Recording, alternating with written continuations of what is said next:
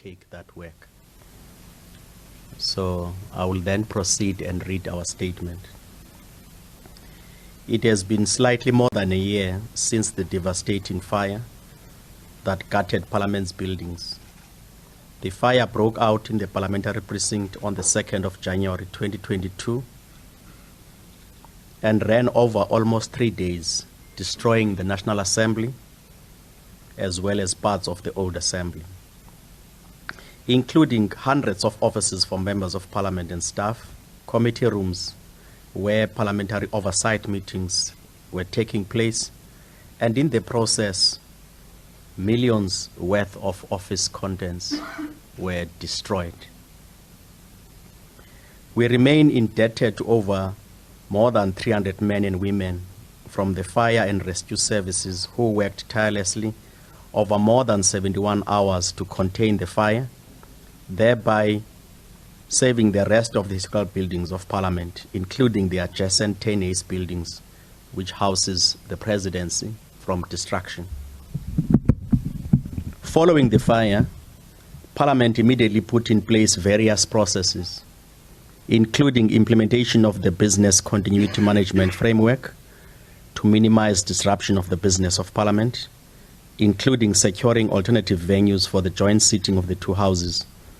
for the State of the Nation address, as well as sittings of the National Assembly. In this regard, the site of Parliament then moved off to the City Hall, where we identified the need to continue on an ad hoc basis. The on-site Kudop chamber was also converted for regular sittings of the National Assembly. The damaged National Council of Provinces chambers, the IC systems were repaired, and the project for the hybridization of available committee rooms to enable both virtual and physical meetings. As you would know, Parliament ensured that we are able to continue, notwithstanding the huge destruction that took place, albeit on a hybrid basis, and where certain circumstances merited physical sittings, both in the chamber, in the Kudop chamber, as well as the City Hall as a temporary seat of Parliament. Assessments of the damage caused through the agencies were appointed by the Department of Public Works and Infrastructure. The first multidisciplinary team of engineers took at least 3 weeks of the preliminary assessment following the containment of the fire, while the second team, also appointed by Public Works, which is the Kuha Development Corporation, took approximately 7 months to complete the assessment, including quantification of the damage and costs. And we received that report around June, July last year. Ensuring cost correlation also, on the one hand, with law enforcement agencies, investigations continued around the incident and initiation of our own internal investigation around the issues of the work that happened leading to the fire. Initiation of marathon talks and negotiations on the restoration project with all stakeholders also continued. Most importantly, also engaging with National Treasury, and as you all will remember, this led to Parliament submitting a report to National Treasury based on the assessment done by Public Works, motivating for the budget. And we're pleased as Parliament that as at end of October, during the medium-term budget policy statement, 27 October last year, the Minister of Finance indicated an allocation of approximately 2 billion rand to enable Parliament to start its work. That also included the allocation to Parliament of an amount of 118 million rand to help Parliament to respond to unforeseen cost drivers that would have necessitated, in the absence of offices, in the absence of a chamber, what is the impact? Many of our members lost offices, and we're to try to find alternative office accommodation to help members in the interim, and part of this amount would help us to make sure that all members would then receive all offices. We are currently targeting around 155 additional members in terms of offices to make sure that members are able to function back within the precinct, whilst other members around August 6, when we completed the reconnection of the National Council of Provinces, that also provided us with offices. And we are now running short of about 155 offices for members, and this allocation would help us deliver that. The work around this process also ensure that over the next medium term, we need to find appropriate venue to serve as a chamber, to also to make sure that members are able to return fully in terms of National Assembly sittings. That's part of the work we'll be prioritizing. We have also recently finalized the discussions around identifying, in the context of where we are, given the urgency of our work, what are other capacities that we can harness to help us do this work, seeing that Parliament has got limited capacity to manage complex projects of this nature? Are there any state institutions that can help us to partner to execute that work? So as we started at the end of October, we also started working in earnest to be able to assess our own capacity and be in a position to identify state institutions, agencies that can help us. As we do this work, no doubt, we know that South Africans have a vested interest in terms of seeing to it that this Parliament is restored to its glory, and also to ensure that the heritage nature of the building is as much as possible retained. So for us to do this work, it is also imperative that it be properly managed in order to limit the risk associated with projects of this nature and magnitude, taking into account that it will be for the first time that Parliament will be executing a project of this scale. We are therefore pleased to announce that today Parliament and the Development Bank of Southern Africa, through its infrastructure delivery unit, we have agreed to collaborate in tandem with other stakeholders, working with Treasury and Public Works, that will be part of the processes going forward in respect of the implementation of this project. As we all know, the Development Bank of South Africa is the most suitable entity to play this role, given their expertise and their statement of capability that they have demonstrated assisting a wide array of government departments to implement massive infrastructure scale projects, such bodies as South African National Roads Agencies, the Department of Health nationally, Department of Public Works, as well as various departments that are implementing massive projects, your education infrastructure, and some municipalities, including departments of military. They have quite a huge program of infrastructure delivery in their portfolio. And to us, when we looked at that undertaking, given the urgency of the work that we need to be done, we have identified them as the most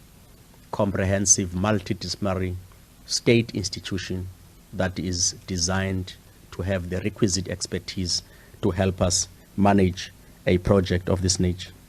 What also attracted us to work with DBSA is that as a state-owned enterprise that is helping the state in general, they are also, like any other organs of state, account to Parliament on any matter that needs to be undertaken.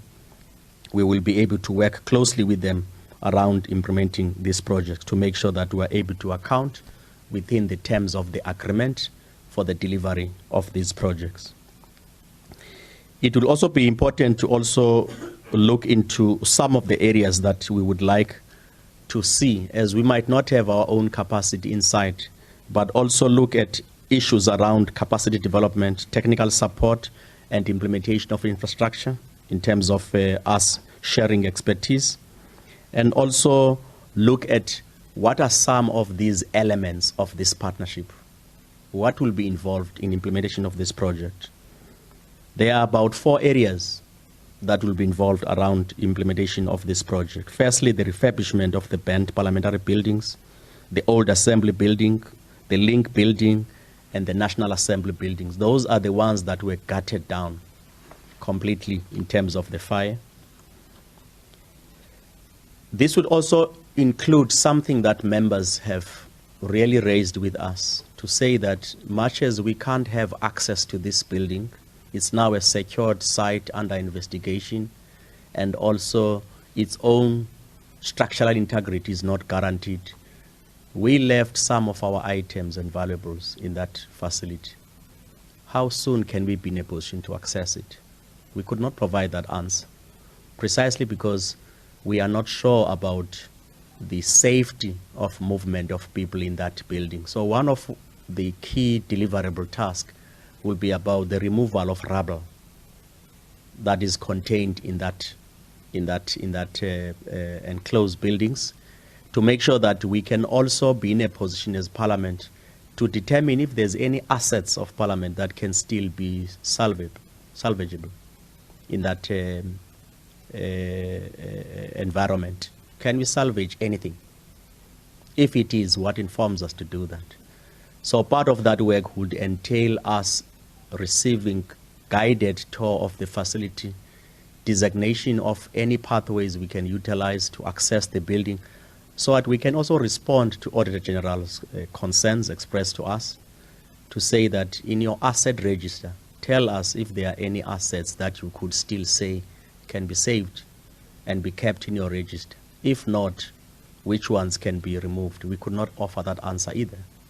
So part of the prioritization of this work would be to clear the site, make sure that we can determine with certainty what can still be secured,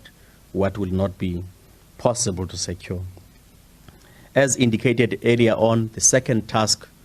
that needs to be a deliverable is about remodeling the 4th and 5th floor of 100 Plain Street to make sure that we can identify a yield of about 155 offices, so that members can immediately be accommodated. It's one of the pressing issues that members raised with us several times, that the inconvenience of not having offices limits their ability to perform their work. So part of the deliverable will be for us to urgently prioritize that work, to make sure that members can have offices, and also ensure that the 1,000 displaced staff members, we need to provide them with temporary accommodation so that they can also work on site and off site to the extent possible. The third area will be around rethinking the design of the precinct of Parliament, which is something that Parliament has been engaged on for quite some time at different terms of Parliament, to say the constraining factors, because these buildings are of quite a historical nature, the modern day requirements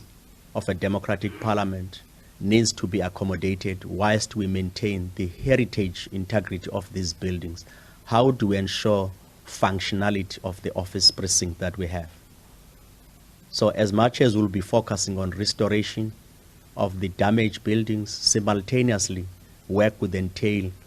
rethinking the precinct of Parliament in such a way that we can create much more usability of the precinct, optimize spaces, but also allow us to improve the security of Parliament. So at some of the incidences that happened, we are in a position to say that this is indeed a national key point. These are the heightened levels of vigilance around improvement of security. So that will be part of the detailed design, taking into account previous work that has been done around the design space of Parliament. The total facilities management would also be part of this work that we are identifying, to make sure that in our engagement with public works, we look at areas where we could integrate the work of the development bank as our facilities manager, and that will be part of us scoping the work, but also engaging in detail with public works to make sure that we could start identifying areas of our work that when we complete the project, they could form part of Parliament, also contemplating managing its own facilities and assets. So in our view, those are the four main processes that would be elements of this project. We also think that the restoration project provides a unique opportunity to ensure that spaces are designed in a manner that best suits the specific needs of a democratic parliament, and also to modernize the institution's digital infrastructure. The Gutted National Assembly, for instance, was built in the 1980s and narrowly catered for few needs of members during that time. It is therefore envisaged that through this project, South Africa will have a new chamber that fully serves the imperatives of our constitutional democracy, which includes sufficient capacity for joint sittings of the two houses, a larger public gallery to accommodate members of the public in line with the Parliament's constitutional obligations of public involvement, more office spaces for members and committee rooms. It is envisaged that the project will be completed within 24 months and allow for a further 6 months period, what we normally call in construction industry, retention period. You would have seen that in the assessment reports we have, given the extensive nature of the damage, it was envisaged that anywhere between 42 to 48 months to do this work. But we are pleased that in our discussion with the DBSA and taking into account their own technical capability, they have given us assurance that this project can be executed within 24 months and allow us then for the further 6 months to look at anything that could come, whether it's negs or whatever, to make sure that the damaged buildings could be completed within that period of 24 months. The issue of precinct design would also be completed within that period, if not less. But the actual work of dealing with whatever recommendation of the design around full precinct, as you would know, it will all depend on the allocation of resources, subject to us making motivation to say we think there's merit in further